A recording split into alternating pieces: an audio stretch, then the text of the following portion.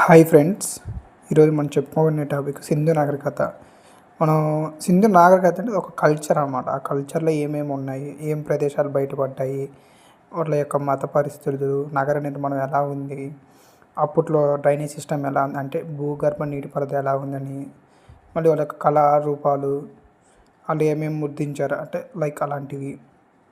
రాజకీయ వ్యవస్థ, పాలకులు అంటే అప్పుడు కాలంలో వర్ణ వ్యవస్థ ఉందా, ఎలా ఉంటుంది అంటే రాజ్యం ఉందా, రాజులు ఉన్నారా, లేకపోతే పురోహితులు ఉన్నారా అని డిస్కస్ చేసుకోవాలి. తర్వాత వాళ్ళ యొక్క ఆర్థిక వ్యవస్థ, అప్పట్లో వాళ్ళ ఆర్థిక వ్యవస్థ ఎలా ఉంది, వర్తకం, వాణిజ్యం, వ్యవసాయం, ఇలా మైండ్ మ్యాపింగ్ చూసుకుందాం. ఒక్కొక్కటి డిస్కస్ చేసుకుందాం. ఫస్ట్ సింధు నాగరికతలో ప్రదేశాలు. ఫస్ట్ది హరప్ప, మోహిందారో, చానుదారో, దైమత్బాద్, కోటిడీచ్, బన్వాలి, సుర్కటోడా, ధోల్వీరా, అలంగిపూర్, రంగాపూర్. ఇవి ఎన్ని వచ్చేసి ఈ సింధు నాగరికత యొక్క బయటపడ్డ నగరాలు అన్నమాట. వాటిల్లో పెద్దది వచ్చేసి మొహంజార్ అన్నమాట. అది గుర్తుపెట్టుకోండి. ఇంకా మనం నెక్స్ట్ టాపిక్లో చూసుకుందాం. తర్వాత నగర నిర్మాణం. ఈ యొక్క నగర నిర్మాణం ఎలాంటివి ఉంది అంటే పట్టణ నాగరికత, గ్రిడ్ విధానం, ఆక్స్ఫర్డ్ సర్కిల్స్ అంటే వీధులు అన్నమాట, స్ట్రీట్స్, ఇంగ్లీష్ బాండింగ్ అంటే ఇటుకల పేర్చేత, కోట గోడ అష్టముఖ ఆకారం. తర్వాత వచ్చి ఇది యొక్క మన భూగర్భ నీటి అంటే డ్రైనేజ్ సిస్టమ్ ఎలా ఉన్నాయి, అప్పట్లోనే ఎలా ఉన్నాయి అంటే దీంతో నిర్మించారు.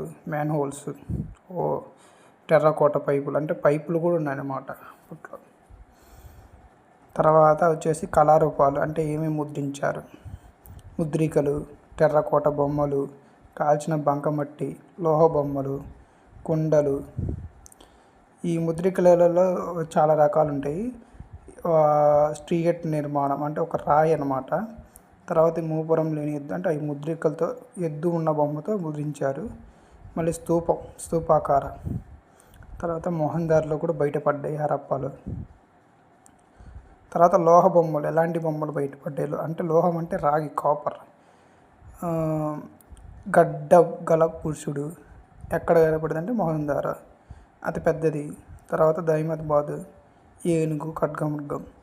తర్వాత వెరీ ఇంపార్టెంట్ టాపిక్ ఏంటంటే రాజకీయ వ్యవస్థ, పాలకులు అంటే వీళ్ళ యొక్క ఎలా ఉంది రాజకీయ వ్యవస్థ అంటే పురోహితులు, వర్తకులు, మతాధికారులు, పురపాలక సంఘాలు, కేంద్రీకృత వ్యవస్థ.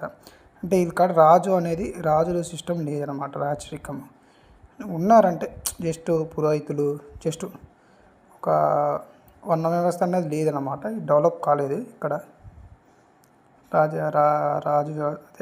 రాజ్యం అనేది లేదన్నమాట, జస్ట్ ఉన్నారంతే. తర్వాత ఇది యొక్క మత పరిస్థితులు.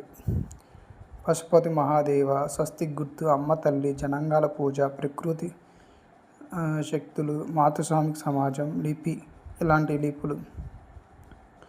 ఆర్థిక వ్యవస్థ వచ్చేసి వర్తక వాణిజ్యము, వ్యవసాయము.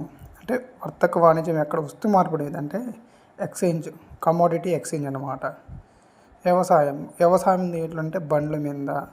ఈ యొక్క ప్రధాన పంటలు వచ్చేసి బార్లీ, గోధుమ ఎక్కడ బయటపడ్డాయి, ఏ నగరంలో, మనం ముందు క్లాస్లో చూసుకుందాం. పత్తి ఎవరు మొదలు, ఏ నాగరికత ప్రజలు నిర్మించారంటే సింధు నాగరికత ప్రజలు. పరిశ్రమలు, ఇటుకల పరిశ్రమలు ఉన్నాయి, పూసల పరిశ్రమలు చాలా ఉన్నాయి.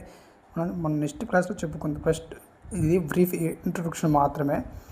ఎటువంటి వాయిస్ ఏమన్నా ఇబ్బంది ఉన్నా నాకు కమెంట్లో చెప్పండి, నేను దాన్ని సరి చేసుకుంటా. Please don't bad comments, encourage my videos.